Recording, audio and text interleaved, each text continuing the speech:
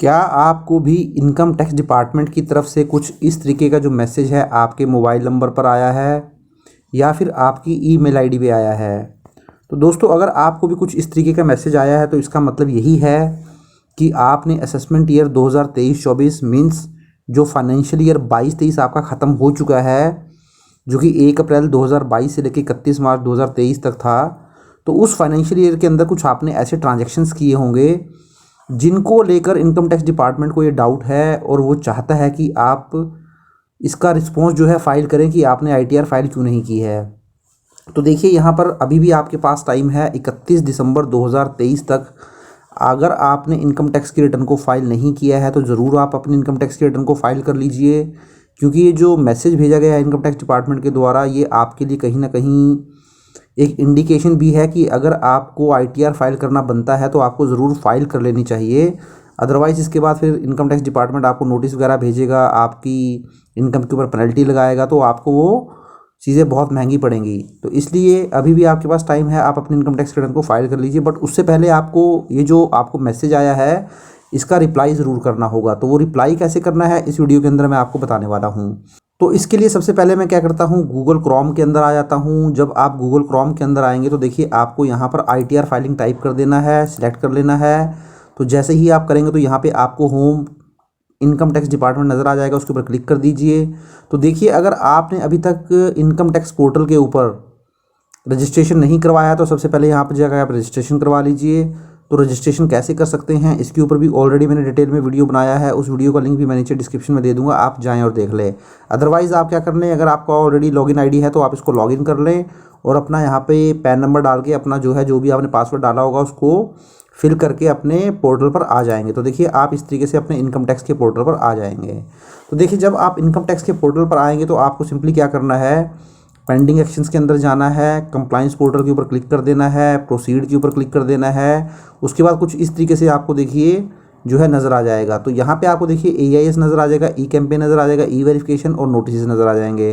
तो देखिए दोस्तों, जो आपकी सारी इन्फॉर्मेशन होती हैं, जो भी आप ट्रांजेक्शन करते हैं, आपने कोई शेयर मार्केट के अंदर ट्रांजेक्शन किए हैं, आपने कोई घर परचेज़ किया है या आपने कोई एफडी करवाई है, आपने कोई कैश विड्रॉल किया है, अब सारे ही ट्रांजैक्शन आपको अपने एनुअल इन्फॉर्मेशन स्टेटमेंट के अंदर नज़र आ जाते हैं।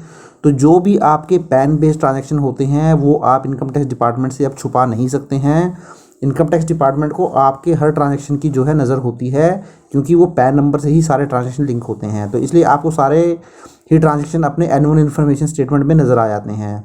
तो अभी आप क्या करें, आप ई कैंपेन पे चले जाएं, ई कैंपेन के ऊपर क्लिक कर दें। तो जैसे ही आप क्लिक करेंगे तो देखिए, यहाँ पे ई कैंपेन में आपको नज़र आ जाएगा non filer for assessment year 2023-24 ये नोटिस आया था। इसका रिस्पॉन्स जो है 17 दिसंबर तक करना है। इसी तरीके से कुछ आपने सिग्निफिकेंट ट्रांजैक्शन भी किए होंगे, तो इसलिए आपको ये नोटिस आया है। तो आपको सिंपली क्या करना है, जो ये ऊपर वाली लाइन है नॉन फाइलर, यहाँ पे देखिए आपको ये बेल जो नज़र आ रही है इसके ऊपर क्लिक कर देना है।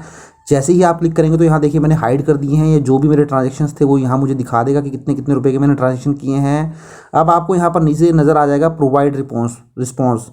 तो प्रोवाइड रिस्पॉन्स के ऊपर क्लिक कर दीजिए। जैसे ही आप क्लिक करेंगे तो देखिए यहाँ पे आपको रिस्पॉन्स जो है अपना सेलेक्ट करना होगा।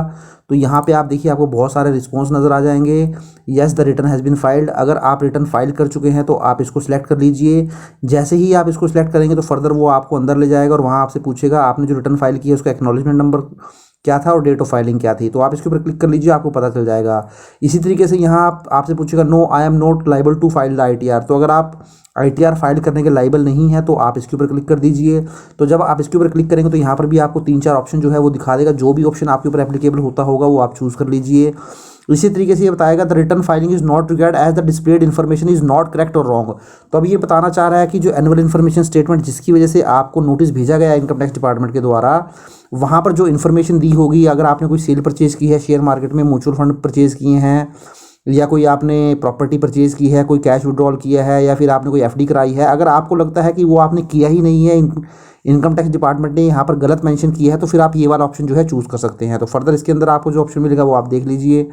नीचे आएगा देखिए I am not liable to file the ITR but not yet filed ITR. तो अभी अगर आपने फाइल नहीं की है बट आप सोच रहे हैं कि आप फाइल कर देंगे तो आप ये वाला ऑप्शन जो है चूज़ कर सकते हैं। और फर्दर इसके अंदर आप जाएंगे तो आपको ऑप्शन नजर आ जाएंगे the return filing is required but the displayed information is only partially correct. अगर आपको लगता है कि आप फाइल रिटर्न कर देंगे, बट जो इन्फॉर्मेशन वहाँ डिस्प्ले हो रही है वो पार्टली करेक्ट है, मतलब पूरी तरीके से सही नहीं है, ना ही पूरी तरीके से गलत है।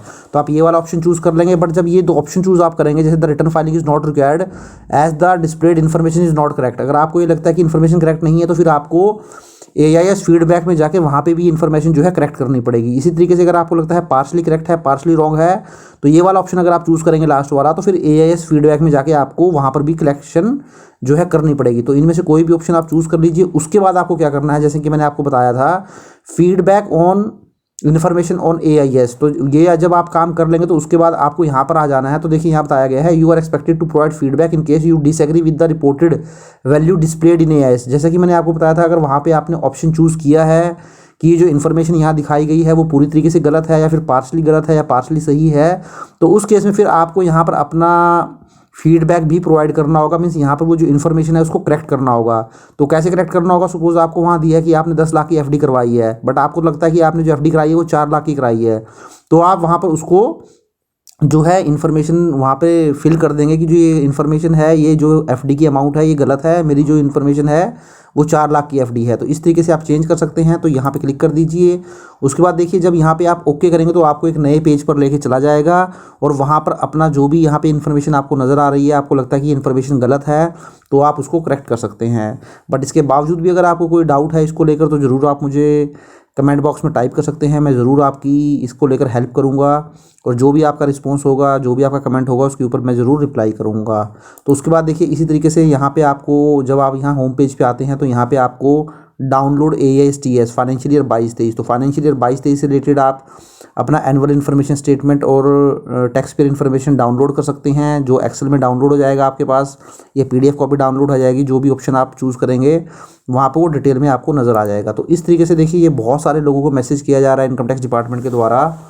तो इसका पर्पस यही है कि टाइम रहते आप अपने ट्रांजैक्शंस को ठीक कर लीजिए, अपनी ITR को फाइल कर लीजिए, ताकि आने वाले टाइम में आपको कोई भी तरीके की नोटिस या लिटिगेशन जो है इनकम टैक्स डिपार्टमेंट की तरफ से फेस ना करनी पड़े। तो आशा करता हूं दोस्तों वीडियो अच्छा लगा होगा। अगर वीडियो अच्छा लगा तो इसको लाइक करें, ज़्यादा से ज़्यादा शेयर करें, और चैनल को सब्सक्राइब नहीं किया है तो चैनल को भी ज़रूर सब्सक्राइब कर लें। Thank you very much, have a nice day, take care.